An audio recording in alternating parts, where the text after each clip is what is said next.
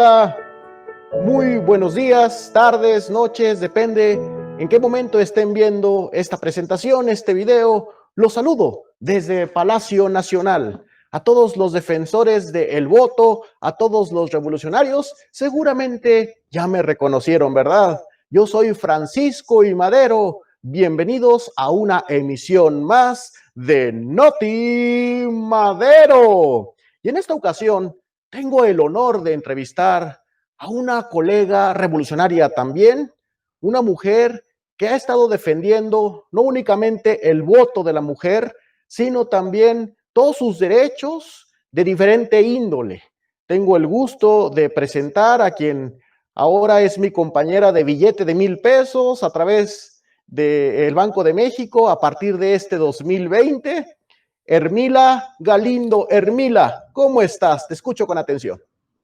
Presidente, buenas tardes o días o noches, querido auditorio. ¿Qué tal?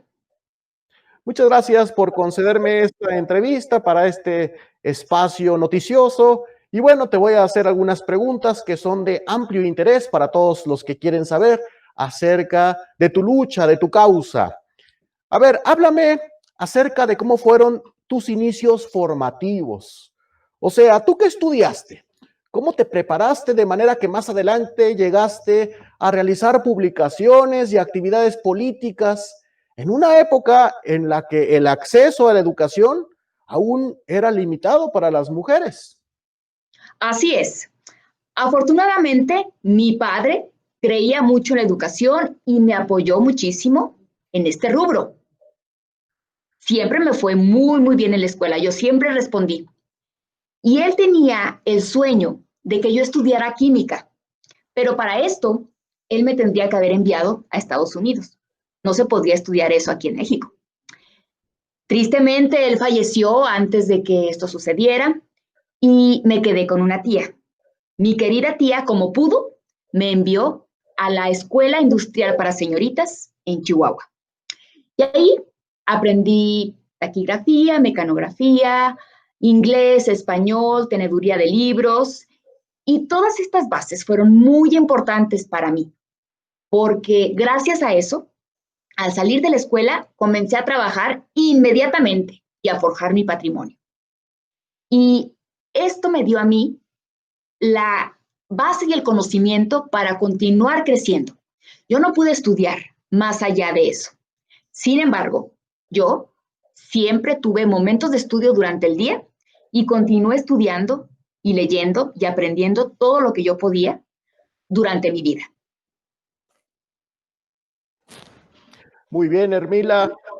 Pues nuevamente tú eres la prueba fehaciente acerca de que la preparación, el estudio, pues nos lleva al éxito. Esto Así ojalá y lo es. escuchen pues muchos jóvenes que seguramente nos están viendo y que están poniendo atención, sobre todo jóvenes mujeres, ¿verdad? Porque seguramente tú eres un ejemplo para ellas. A ver, ¿cómo Ojalá. empezaste a participar en la actividad revolucionaria y a qué corrientes fuiste afín, Hermila? Mire, yo comencé casi por casualidad cuando era estudiante. Fui reyista, maderista y después constitucionalista. Eh, Cuando yo estaba en Torreón, ya trabajando, me topé con que un abogado muy distinguido de allá de Torreón comenzó a dar un discurso en donde se pronunciaba abierta y tajantemente en contra de Porfirio Díaz. Y entonces, cuando yo empecé a ver que lo querían censurar, saqué mi libreta y me puse a capturar aquel espléndido discurso en taquigrafía. Entonces, después, yo lo distribuí con mis propios medios. Pero esta serie de acciones que yo pude hacer porque estaba preparada y porque sabía hacerlo, hizo que los mejores abogados me quisieran para sus bufetes. Y de todos ellos, me interesó trabajar con Fernando Ay, que como usted sabe, fue muy cercano a usted.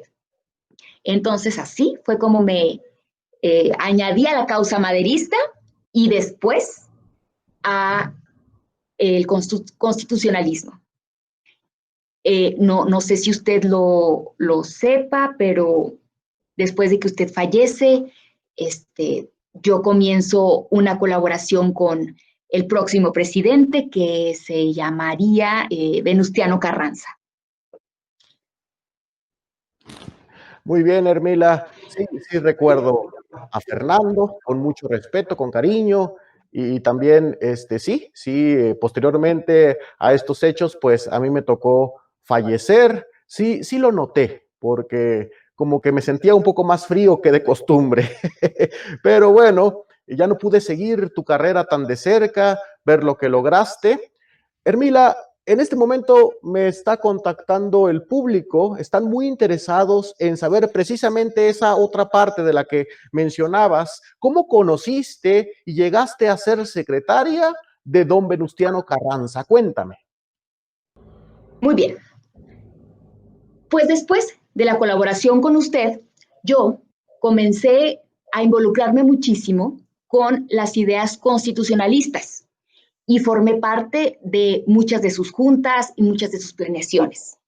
Entonces me pidieron que diera un discurso inaugural en la entrada triunfal de Venustiano Carranza a la Ciudad de México como presidente de los Estados Unidos mexicanos. Entonces, cuando yo terminé de hacer este discurso, de decirlo, el presidente me pidió que trabajara con él de manera cercana como su secretaria particular. Y no solo trabajé con él en ese puesto, él me dio la libertad de ir a todos los rincones de México para empezar clubs revolucionarios y difundir el mensaje que buscábamos con la Constitución. Y así fue. Pues, Hermila, indudablemente al señor presidente Venustiano Carranza le gustó mucho tu oratoria.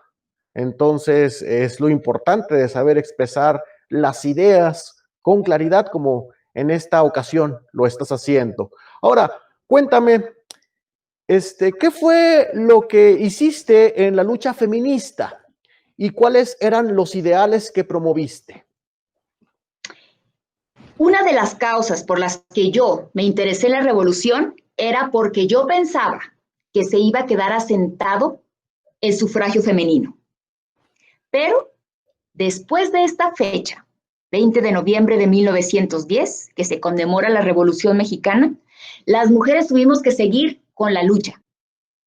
Porque cuando se redactó la Constitución, me salieron con que la palabra ciudadanos se refería solo a los hombres, no a las mujeres.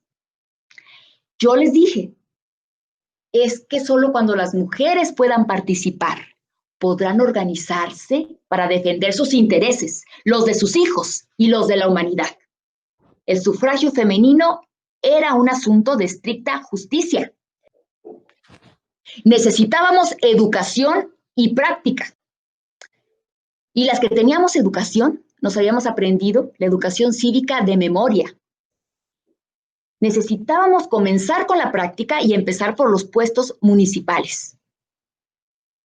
Durante toda esta lucha también nos dimos cuenta que había muchas limitantes para las mujeres, pero sobre todo muchas restricciones para las mujeres casadas. Luchamos por el derecho de que las mujeres pudieran tener acceso a los fondos familiares, pudieran ser tutoras de sus propios hijos y compartir la custodia junto con el hombre de sus niños. Afortunadamente, a mí, mi padre, sí me reconoció, a pesar de que yo fui hija natural. Pero esto no lo podían hacer las mujeres. Ahora pueden reconocer a sus hijos naturales. Siempre luché porque las mujeres tuvieran la garantía de su independencia a través de su educación. Y para esto tuvimos que arreglar muchas incongruencias con las leyes. Luchamos por el derecho de que la mujer pudiera liberarse y abandonar el hogar familiar a los 21 años, no a los 30. Y que cuando se saliera de su casa pudiera buscar trabajo. Bueno, y esto fue mi contribución para que las mujeres pudieran alcanzar la igualdad intelectual. Muy bien, Hermila, muy altos ideales, pero bueno, sabemos que dentro de tu lucha, en muchas ocasiones tu mensaje fue controversial. Háblanos acerca de la ponencia titulada La Mujer del Porvenir dentro del Segundo Congreso Feminista de América Latina. ¿Y por qué crees que te tacharon de inmoral? Pues en esta ponencia lo principal era la promoción y la difusión de las ideas que respaldaban el sufragio femenino. Y luego hablé de la educación integral. Y dentro de la educación integral mencioné la educación sexual. Y eso fue ya lo último que escucharon. Escucharon sexual y se olvidaron de todo lo demás. Pero, como dije antes, se proponía fundamentalmente el sufragio femenino y toda una serie de libertades y de intereses para esta sección de la población. Entonces,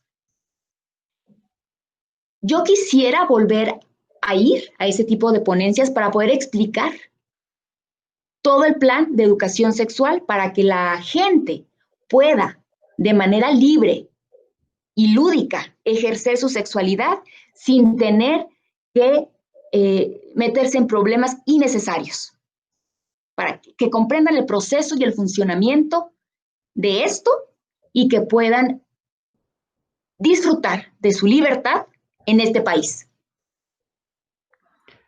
Hermila, sin duda has pasado la historia a través de toda tu lucha, tus ideas que ahora nos estás expresando de una manera muy puntual, pero también porque fuiste la primer mujer congresista federal en México. Esto fue un gran logro.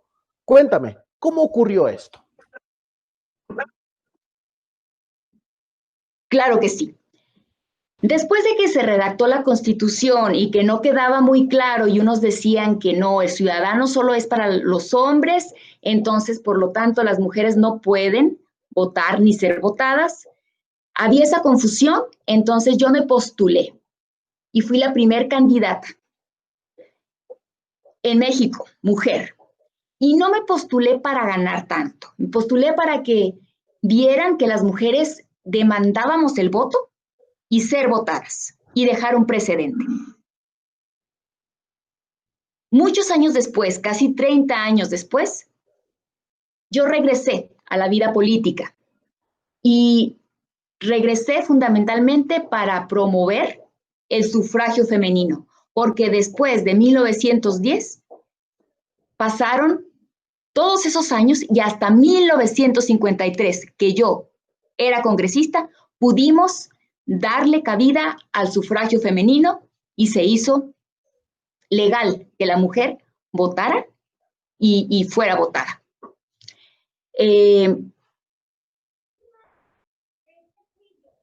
Yo me retiré a la vida privada después de mi colaboración con el presidente Carranza, después de su muerte, pero siempre seguí involucrada y conectada con los personajes políticos que estaban vigentes en el momento. Cuando pasó el tiempo y yo vi la oportunidad, me empecé a postular otra vez y empecé a tomar cartas en el asunto para, por lo menos, dejar asentado este ideal revolucionario 33 o 35 años después. Muy bien. Hermila, me está informando producción que, bueno, ya estamos cortos de tiempo. Todo lo bueno pues tiende a terminar, ¿verdad? Lástima porque ahora sí que estamos teniendo un buen chal, una buena conversación. Pero quiero, antes de irnos, quiero hacerte una última pregunta muy importante. Bueno, es sabido por todos que nosotros, tú y yo, ya nos encontramos en el más allá. Pero ahorita que estamos de visita en estos tiempos, sabemos que el artículo 34 se logró modificar hace unos cuantos años y se le otorga explícitamente la ciudadanía a las mujeres. Y bueno, las cosas son como ¿Tú lo esperabas? Pues me encuentro en un espacio en donde veo que la antigua soy yo. La revolución se parece a mis ropas. Mis ropas deberían estar chamuscadas, no me importaría. Yo, como usted, pensé que el fuego de la revolución destruiría estructuras mal hechas y de baja calidad. Pero ¿sabe qué? Siguen de pie. Son tercas. Hubo tanta resistencia, sobre todo para mi agenda, que solo se pudo lograr el incendio, y no por completo. Se necesita terminar el incendio y una reconstrucción, pero alguien más debe continuar. La revolución se ha convertido, como estas ropas, y como yo, y como usted, en un monumento. Se necesita que continúe día con día, revisando, accionando y cambiando lo que vemos que no funciona, escuchando a las demás personas y ver qué no les está funcionando. Eso es lo que yo veo y no era lo que esperaba, no esperaba que fuera tanto tiempo. La revolución tuvo una fecha de conmemoración, pero yo veo que la lucha sigue porque no se ha conseguido lo que esperábamos, tal cual lo esperábamos, para vivir como merecemos vivir en nuestro querido país. Tienes razón, Hermina. Nos hemos convertido en símbolos, nos hemos convertido en monumentos, como bien dijiste, pero aún no terminan de lograrse todos aquellos anhelos que nosotros imaginamos. Pero bueno, ya le toca a las nuevas generaciones. Hermila, para mí fue un gusto entrevistarte, tenerte en este espacio en Noti Madero, y le agradezco a todos los que están escuchando esta entrevista. Por favor, sigan al pendiente de todos estos temas históricos. Seguramente nos reencontraremos en algún otro momento. Hasta la próxima. Hasta la próxima, presidente. Muchas gracias.